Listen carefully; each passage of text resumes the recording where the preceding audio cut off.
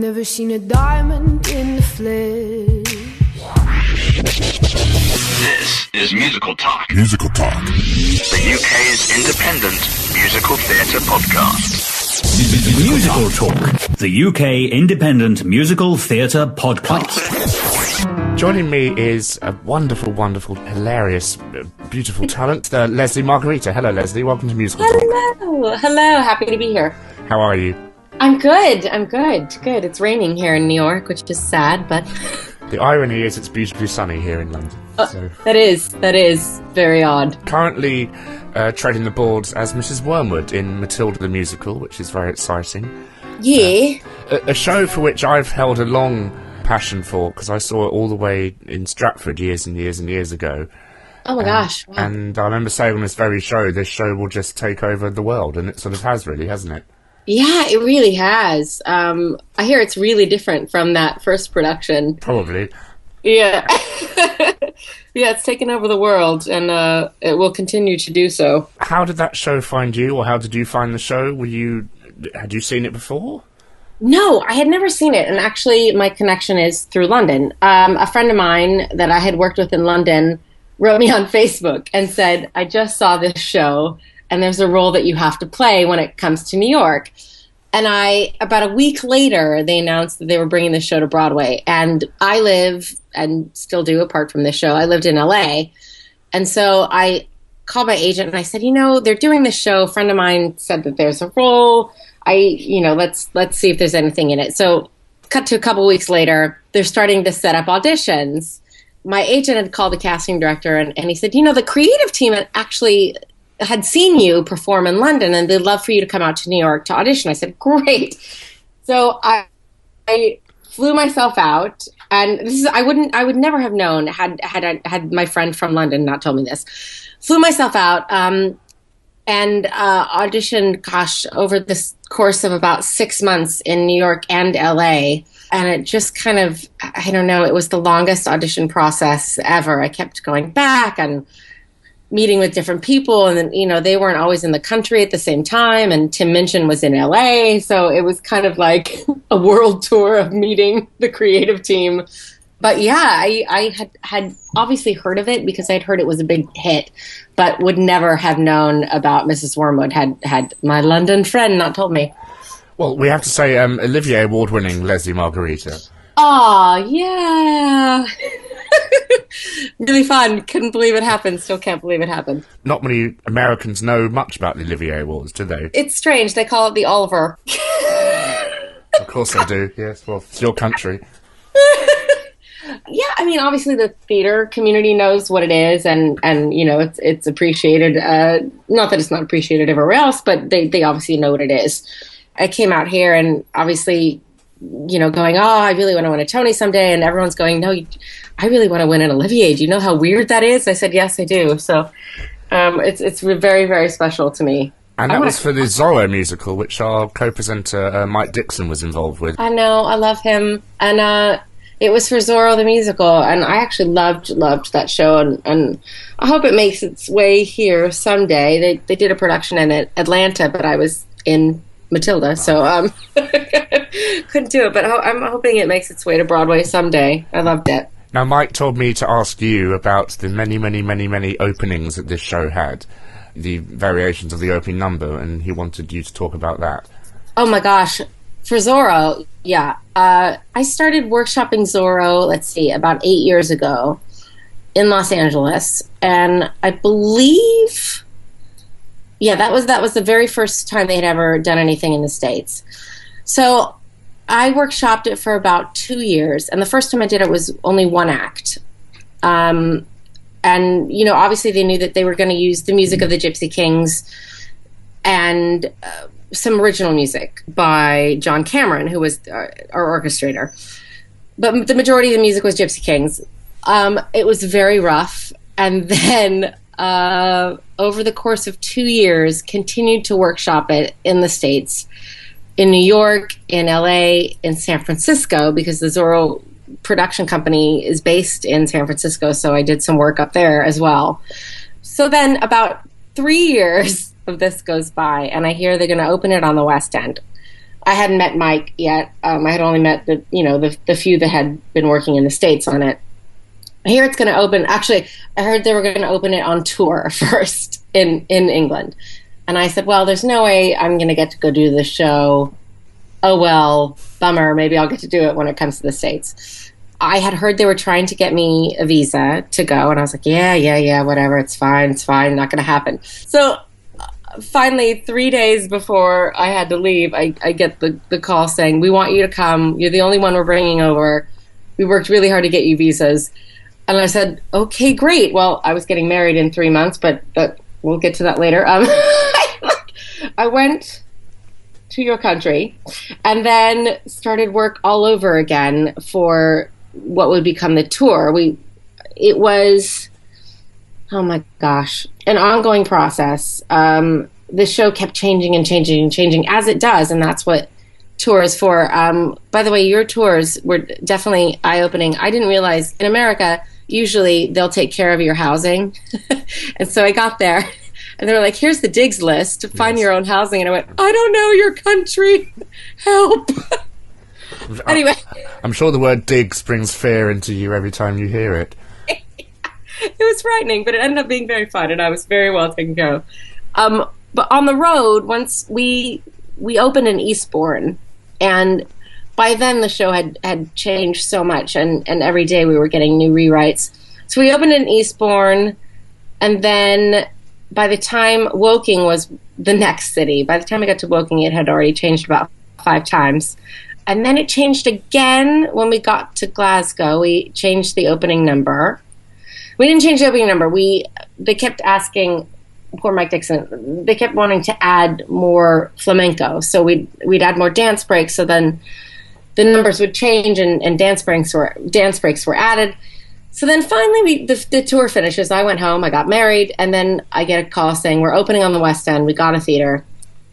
We're going to rehearse for a month and a half. And I was like, a month and a half? We just did this. They changed the whole thing again. Well, at least you had a honeymoon in London, probably. Yeah. And there was a huge change for me. My character died when it went to the West End, which never happened on tour. Nothing to do with your performance, I'm sure. But I got the call in Los Angeles, and Chris Renshaw, the director, actually called me and said, Leslie, I just want you to know that this is purely, we're killing your character off. And I said, I'm sorry, what? He said, no, I meant at the end of the show.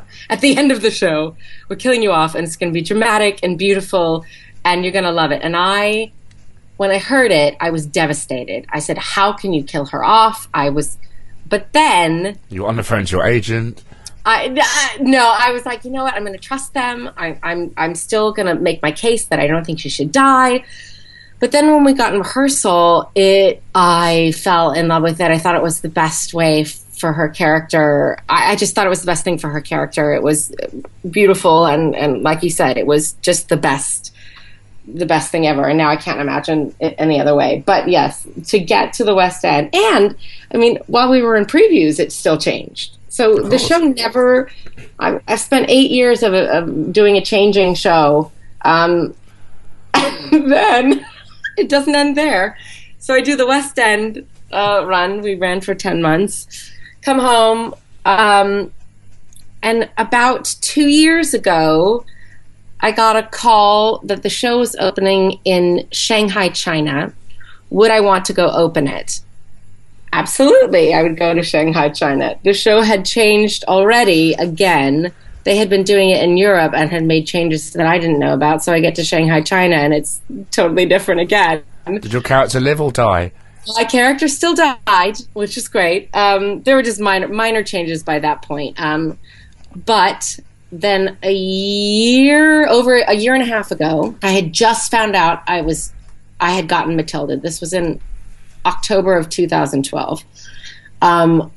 Literally just found out, and I get a call from Chris Renshaw again. The show is going to Atlanta. We want you to do it, but we're doing a workshop of some changes that we're doing in New York. Can you do it? And it was the hardest thing I ever did. I said, yes, I really want to come and do the workshop because, I've done 8 years of this show and you know what it means to me. As devastating as this is, I can't do the Atlanta production. It was like tearing my heart out because I could not imagine anybody else doing this role in the States, and I was gutted.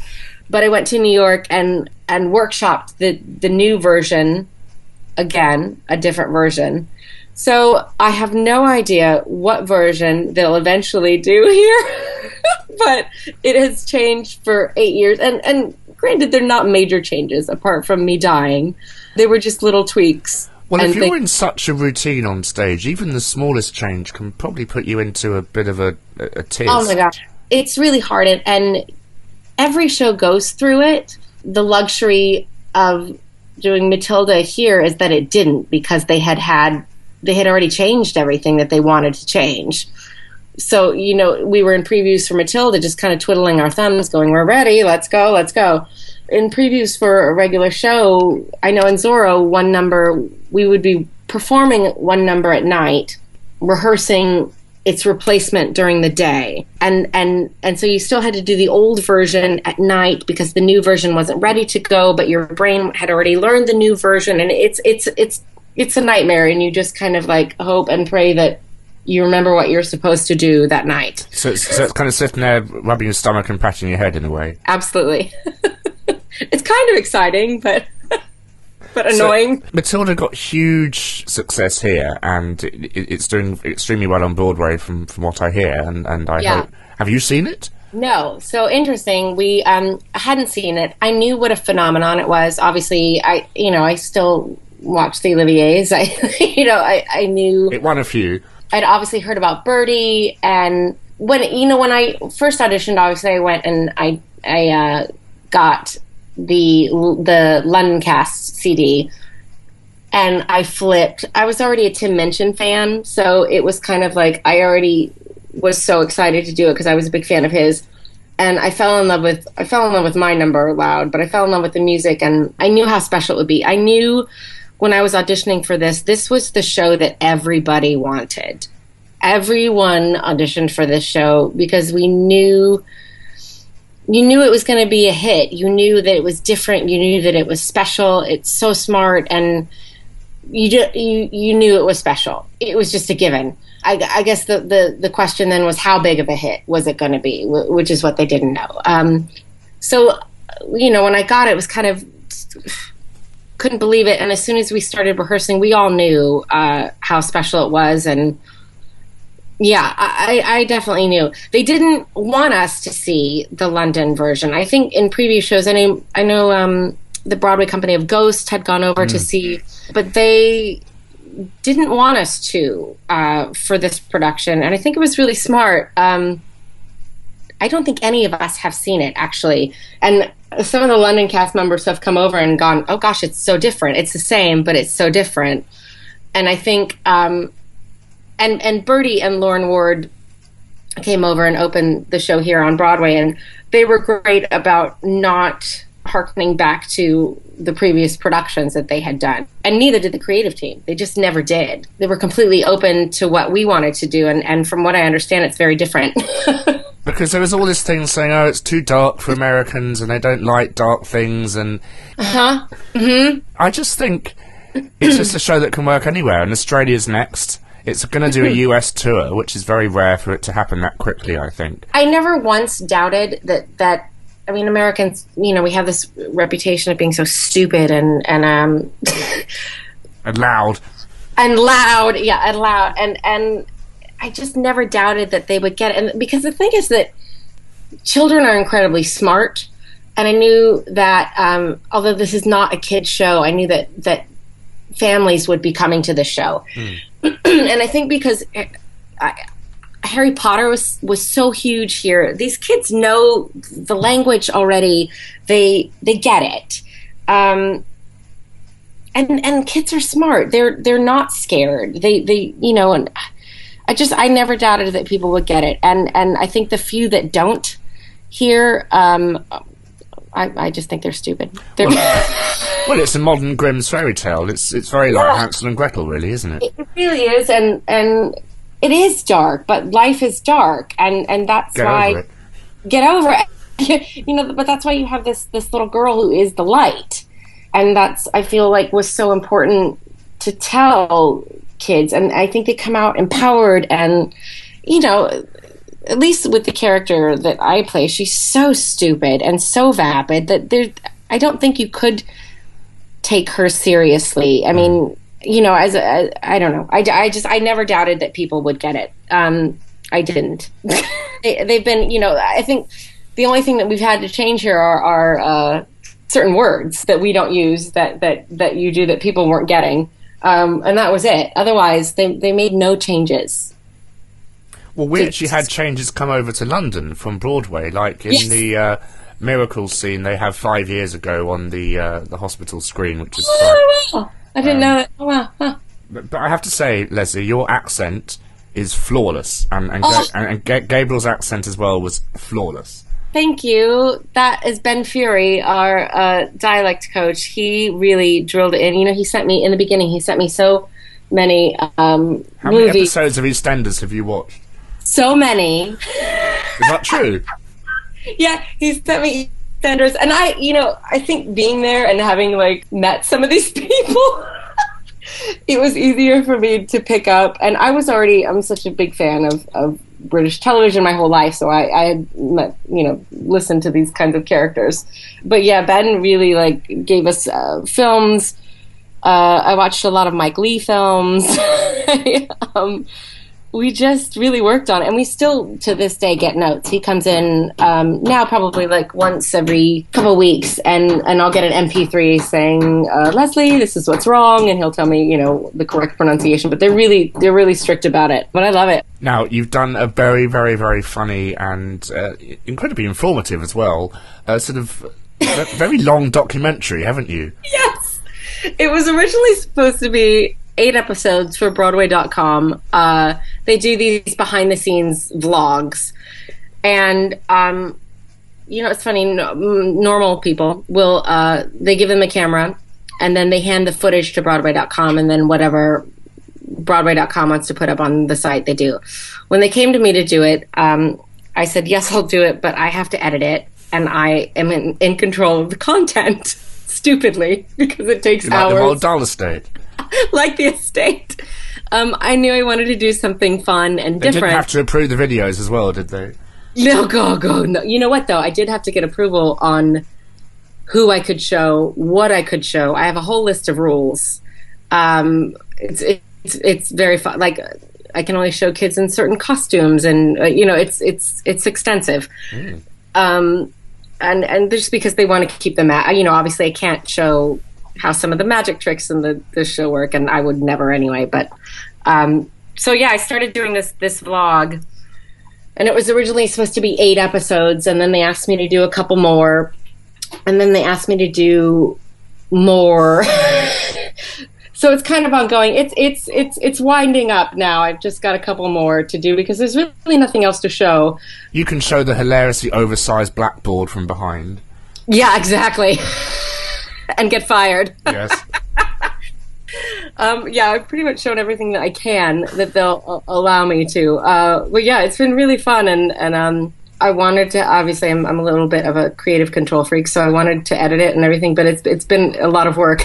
You can edit this interview for me if you want. It's a lot of work. Yeah. Do you have desires to come to London now and see the show once you've left it, or?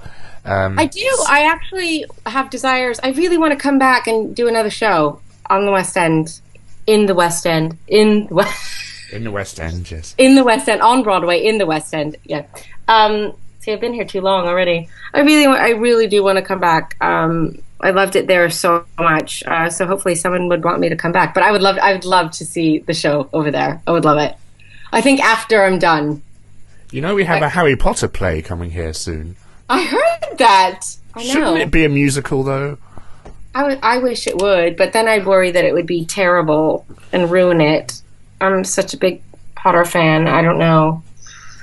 Maybe if Tim Minchin did it. Well, Tim Minchin and Matthew Warchus are now doing the Groundhog Day musical. I know. Oh, God. I'm sure it's going to be brilliant. Tim Minchin and Matthew Warchus are now doing the Groundhog Day musical. I know. It's going to be amazing. Could get a bit repetitive, though, all those reprises. Oh, we have had some questions fly through on Twitter a couple of days ago for you, Leslie. So, that's good. do you mind? Are you all right? Yeah. Good. Catherine Ann says, if you could play any other Matilda role for a night, she put who, but it should be whom. Whom would you pick? Whom? Trunch.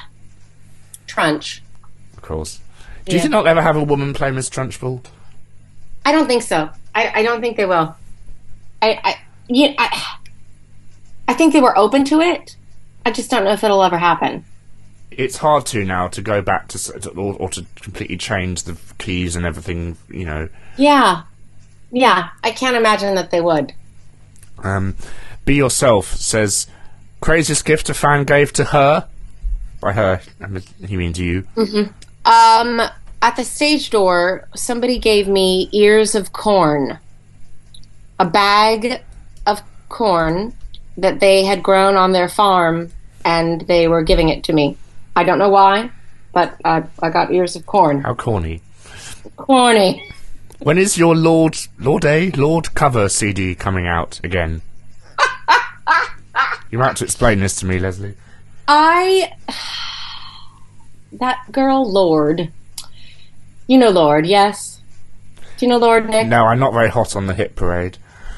This girl, she's 16, 17, and she sings a song called Royals, and we'll never be royals. And it sounds like she's the most apathetic, bored, doesn't want to be singing, barely opens her mouth. Anyway, she's a huge hit. And every time I see her sing, I just... So you're a fan, then? Oh, yeah, huge fan. And so I always write about her on Twitter every time I see her, and so that's what that's about. No Lord cover CD. This is Ella Maria Lena Yellick O'Connor, Irish. Okay. Good, well, so we look forward to that coming out. Katie says, what is the best advice you've ever received about life in general, or about theatre? I think, and I always say this to people, is you do you. It's basically be you, but the best advice in life and theater, I think, is I spent so long thinking that I was weird and not like other people or performers, and at some point you have to realize that there is no one like you. So do you, be the best version of you that you can be. Don't ever try to be. Yeah, but like just in life in general, and that's kind of served me well. I mean, I think even in theater and auditioning, and for this I remember Matilda, I had one of the most horrifying things when at my final callback, there were about 50 people in the room between all the RSC and everybody, and the song Loud is long, and it was about 8 pages of sheet music, and I had the sheet music in my hands, and in the middle of the song I'm dancing around, and the sheet music goes flying, and I swear you might have to be I literally went, fuck, so loud in front of all these people, and I was horrified. I said, I've just lost a job. And they all started laughing. And later on, Chris Nightingale said, I'll never forget that. And that's probably what got you the job, because we knew that you'd be fun to work with. And I thought that was really interesting for something that I was like, oh, great, I was myself. And I thought that was the worst thing, ended up being the best thing. So I think that's the best advice ever. Just be you, do you. Swear in auditions, do it. Swear in auditions. Drop the F-bomb at auditions. If you could, this is from Katie again. If you could have lunch or drink with one person in the whole wide world, living or dead, who would it be? George Lucas. And his ever-inflamed neck.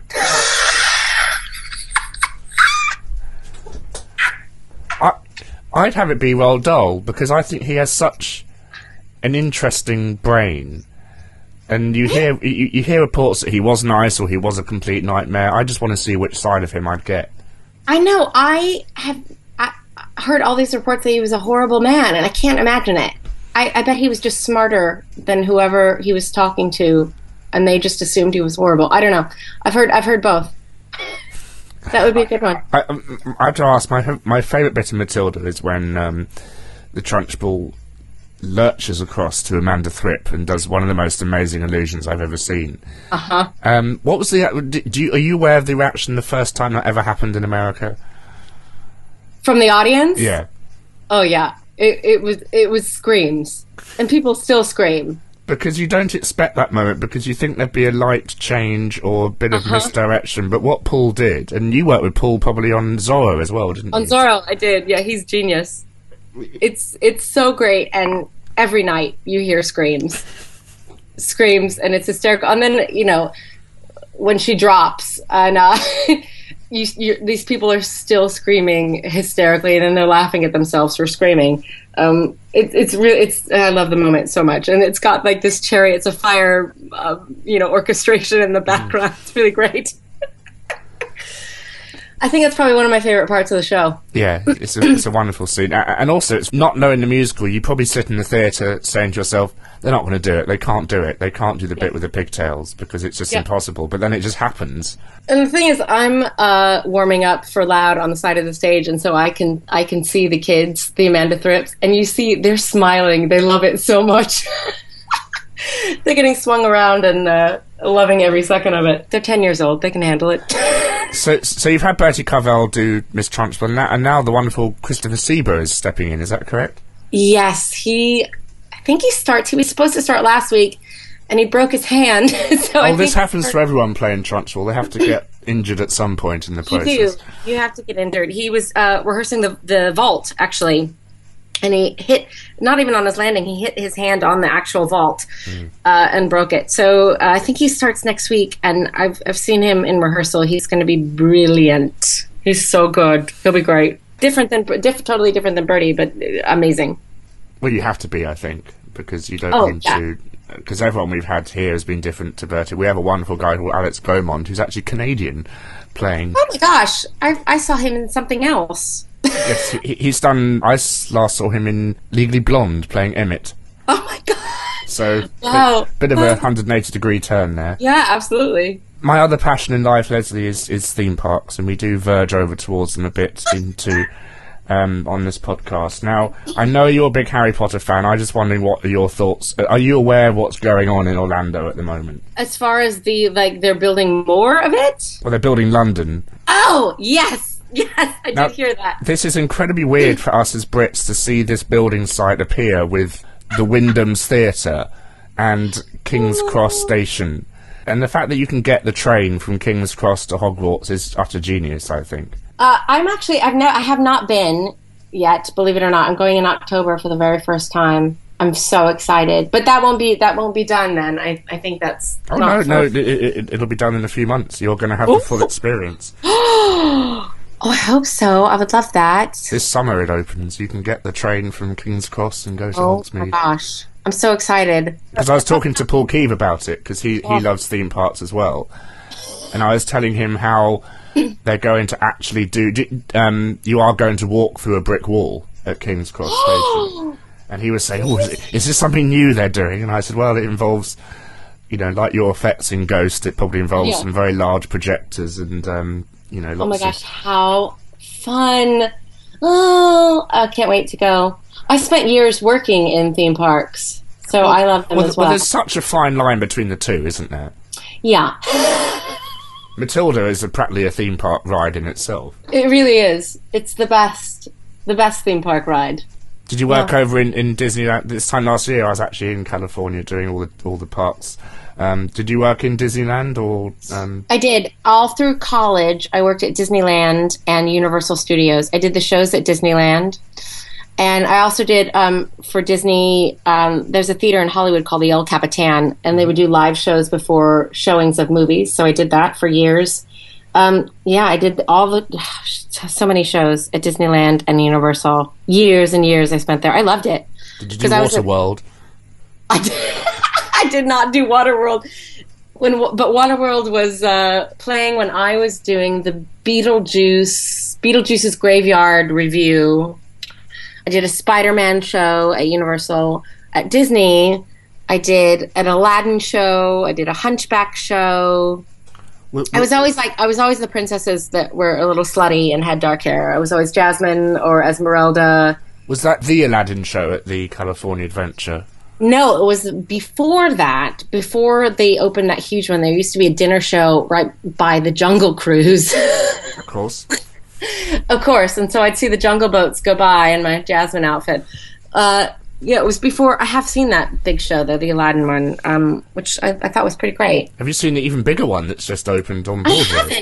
I haven't. The thing about our schedule is you just don't get a chance to see much. I'm hoping we go to an odd schedule in May. I'm hoping to get to see some stuff. The only thing new that I've seen is Rocky, and I saw that on an off night. But no, I really want to see Aladdin. So you got a day off today. Are you workshopping for anything new or doing any concerts or?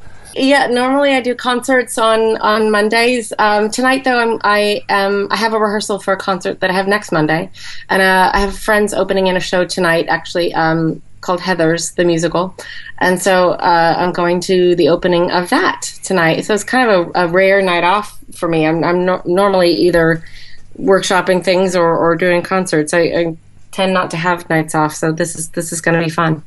Well, we've been scheduling this interview for the past 9 years, so it's nice to finally one of us gets pinned down to do it.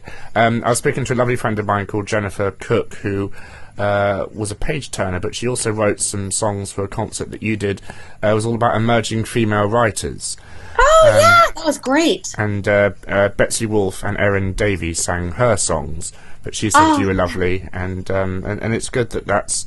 You know, you're out there supporting all these new works because you're... Yeah, I really... I have a problem saying no, which that sounds wrong, but I have a problem saying no to, somebody like that who's just coming up and not that I'm a big name, but they want somebody who's, in a show now and has some recognition to sing their material. I feel like that's, I just can't say no to that. And I think it's really important to find kind of the next generation of writers, and they're great. I mean, some of them are just fantastic, and I know that I'll probably be begging them for a job in a few years. So, well, it's interesting how Tim Minchin has led a kind of a revolution for the British musical again. I literally, even though he's Australian, but we like to think of him as being British. I know. I always think of him as British. I think even when I started listening to him when I was over there, I just assumed he was British until I found out.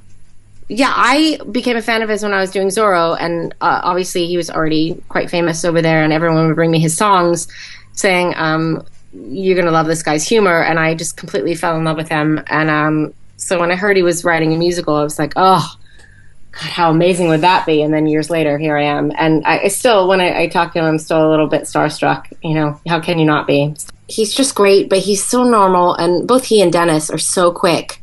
But that's why the show is so genius. But they could not be lovelier, and they're just great. So great. I think I have the job really because of Tim. I had gone through so many auditions, and I know that they really liked me, but I know that Matthew was worried about my height. I'm quite short. I'm only almost 5'4". With the hair and heels, my dear, you probably go up to about 7'9". Easily. But he was really worried about it. He really wanted the parents to be tall, and I think in London, you guys. Well, when I first started seeing clips of the show, I saw Josie, and she was giant. Mm. And I think all of your Mrs. Worm have been quite tall. So I know that Matthew was worried. So they brought me in LA, and I was told to wear basically stripper heels, like 6-inch heels. So I tottered into the room, and Tim Minchin was shooting Californication, and he had 15 minutes, and he saw one audition, and it was mine. I'm the only person that he saw the entire LA audition, and I swear, as soon as I walked in, we just really got along, and I think, I don't know, our senses of humor are similar, and we got along, and I swear after that I felt like I think I'm gonna get this, and I think he was the one that was kind of like, screw it, just give it to her. She's short, but it won't matter, and truly it doesn't matter. But I understood why Matthew was worried, because I'm not much taller than some of the kids. Well, the way kids grow, they'll probably be taller than you soon. Well, there were a couple, so they have to measure them, and if they get too tall, then they're out. You can always tell when kids are growing because they kind of stay away from me, because I think, one of the shortest adults. And when they start getting taller than me, you can see them just be like, oh, it's getting time for me to go. Very sad. And Matthew, and I know he's the most in-demand director in England now. What qualities did he bring apart from not speaking, which is all he just doesn't talk, apparently. He just points. He doesn't talk, but when he talks, it is like a mage. It's like He says very little, but when he does speak, you go, oh, everything makes sense. It's really interesting. He's very quiet. And in my auditions, he said nothing. It's why I thought he hated me. He would just kind of go, yes, great, go, good. He's brilliant and... Intense. Intense. The thing about him is he knows exactly what he wants, but won't tell you. He'll let you get there yourself. And at times, it's you don't realize that's what he's doing. And so at times in the rehearsal process, I know Gabe and I, because he let us play, we were kind of just floundering for a while, going, we don't know what this is. We don't know if we're too big, too small. What are we doing? And Matthew wasn't saying anything. And then about 3 weeks in, he started making adjustments and paring down things. And you realize that he knew exactly what he wanted, but he wanted you to get there as well on your own time, which I think is incredibly generous for a director. And I think we had the luxury of them knowing what it was already. So there wasn't this urgency of, no, we need to get this right now. We had time, and Matthew knew that he could get the performances that he needed out of us. But yeah, he's very quiet, but you see the gears turning, and he knows exactly what he wants. But like I said, when he does speak, he's incredibly helpful. And, since then, I have note sessions by Skype with him because he notes the show. They get tapes. I think, I'm not sure how often. We had a big session about 6 months in where Dennis and Tim, and they all watched the tapes, and it's about that time where they go, this is getting too big, or and they kind of reshape things, and that happens about every couple of months. I'll get notes from Matthew, and then I'll get to talk to him on Skype, and that's actually been great. And I thought he'd be gone. You know what I mean? I thought he'd had disappeared from the process, as I think most directors do, and he's so in demand. So for him to make time to just have, even 10-minute Skype conversations has been really helpful. I just love the fact he's on Skype. I know. Yeah, he's just on Skype, and it's like one after another. He plots out about an hour, and we've got 10-minute slots, and we get our notes, and he's just sitting there at home and gives us the notes, and it's really nice, actually. It kind of makes you wonder, though, did he give Lauren Ward notes when they got home at night? I always asked her, and she absolutely wouldn't. She would never get notes at home, she said, but because she said that they had a rule that they wouldn't talk about it at home, but she'd absolutely get notes like the rest of us at the theater. But she said no, at home they couldn't. Said home was time for their kids. And she said, obviously, like, it's going to creep in, but they try really hard. And she said by the time they got home, Matthew didn't want to talk about it at all anyway. Or at all. Or at all. Do you think being Mrs. Wormwood has now prepared you for being a mother? Oh, here's the thing. I don't like kids. Okay. Never have. And so when I got this show, it was the biggest joke to all of my friends. Of course, I would get this show with all kids, and what a perfect role for me. However, this show has absolutely changed my mind about kids, because these kids are genius. So I just need to have like a really talented, smart kid. Because they're amazing, and I love these kids. I don't know. I like dogs more than children. I don't know. You've got to clean up after dogs, though, for all their life, though. Yes, it's true. It's true. Has it prepared me for having kids? I think, if I could have a kid like these kids, then yes. Otherwise, I think I'm afraid I'd be like Mrs. Wormwood. I'm very Wormwood-esque already, not in the hating, screaming at children way. I'm just very sparkly and loud, and so that already, like, my audition, the clothes came out of my closet, and I already had fake nails, and it was and big hair, so it was not a stretch. Stripper boots. Stripper heels. It was literally why, when I first heard Loud, I said, I'm sorry, no one else is playing this. This is not, I can't. It's sadly me. So, I wouldn't scream at my kids. But because a theory I've heard from a couple of friends is that Matilda is the daughter of Rodolfo and Mrs. Wormwood. People have said that. No, I don't think so. My favourite subtle naughty line in the whole show is when you say, "It's nothing like that."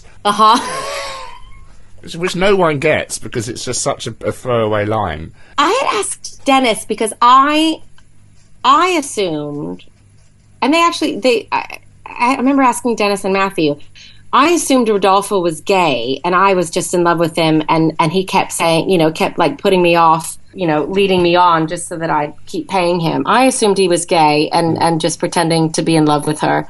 I don't think they've ever had a physical relationship. I think she'd love it, but no, I think she probably just, maybe Harry got her drunk. I don't know. I think Matilda's Harry's. I do. Well, it would certainly make, skip a generation. Another theory about the show is a very touching thing which they did put in on Broadway that came over here is at the end of the very end of the show, Matilda shakes hands with the father, which is a very touching scene when they disappear.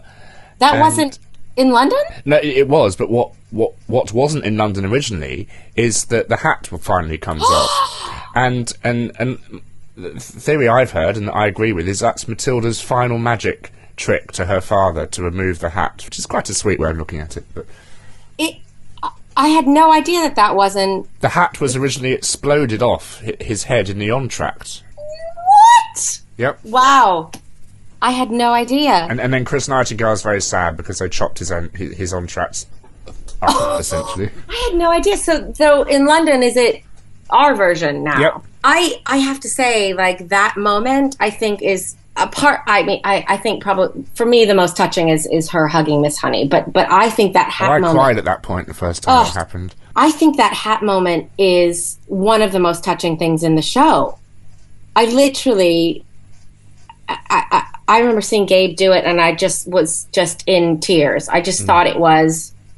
For me, that was her forgiving her parents, and I thought it was her final magic act as well. That was my assumption. And the way they quote the 2 notes of quiet over it as well is very nice. Chris Nightingale, the orchestrations in the show, I spend a good deal of time just going down to the pit and listening to. They're so genius, and they're just. It's beautiful. I cannot believe. Wow. See, I've learned a lot. Wow, it exploded off his head. Wow. No. Yeah, this whole kind of steampunk machine came on, and he got Michael to kind of crank the wheel, and then they connected car mechanic electric volt generators to his hat, and the whole thing just kind of blew off his head. Very funny. No, I like this version better. Very touching. And I mean, things Tim told us, which I was assumed were correct, like loud being the polar opposite to quiet. That was never the purpose. That was just a complete coincidence. Yeah, I asked him that, and that was a coincidence. Absolutely. And he said no, just happened. But Lesli Margherita, thank you very, very much for talking to us today. It's been absolutely lovely. We hope to have you on again soon to discuss your future career. And enjoy the rest of Matilda. Do you have any news as to anything else you're up to? Any concerts and things that people can come and check you out in? Or? Oh my gosh, I've got tons. I'm actually, if anyone is in New York in June and July, I do my own show called All Hail the Queen. I'll be doing that at 54 Below in June and July, and I'm sure some other dates after that. But yeah, I'm literally always doing concerts. So you can go to my website, www.leslimargherita.com, and it's always up there. And you are on Twitter, and you are playing Mrs. Wormwood in Matilda at the Schubert Theatre on Schubert Alley. Is that correct? Yes. Of producers' fame, I believe. Yes, and I'm there for a while. I'm there for a while yet to come. Lovely. Lesli, thank you very much for talking to us today. Thank you. This episode of Musical Talk was presented and edited by Nick Hudson and is copyright Musical Talk 2014.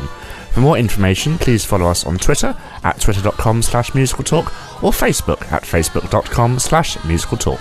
Thanks for listening and see you next week. Bye-bye.